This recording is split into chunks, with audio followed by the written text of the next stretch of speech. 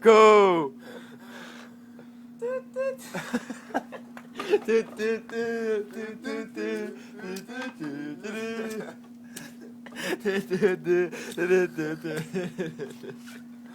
Nå, Hey! det er ikke det, vi skal snakke om i dag. Jeg er Oliver, og min kameramand hedder Emil Hammer. Vi skal snakke om det globale vindsystem. Og her er der et billede af jorden.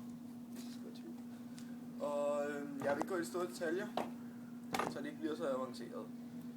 Vi skal snakke om højtryk og lavtryk, og hvordan vinden egentlig opstår. Solen er med til at skabe det, samt vinden.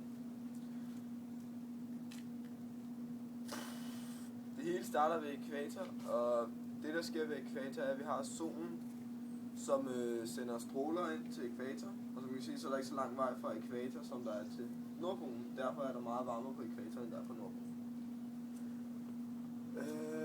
Ved ækvator sker der simpelthen det, at det bliver varmet op. Luften bliver varmet op og stiger så til værs. Og logikken vil være, at den bare vil blive ved med at stige til værs. Men efter omkring 10 km, så stopper den varme luft med at stige og bliver nedkølet. Og så bliver det til kold luft, som så begynder at falde igen. Så vi har skabt os sådan en lille vindcelle her. Fordi den stopper, det er Corioliskraften, der gør, at jorden... fordi at jorden nemlig drejer rundt.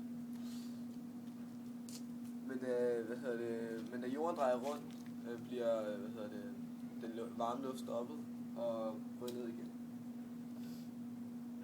Ved Nordpolen derimod falder den varme luft, og den kolde luft stiger til værs. Det er omtrent det modsatte af, hvad der sker ved ækvator. Det var alt, hvad vi havde for i dag. See you next time. Jingle!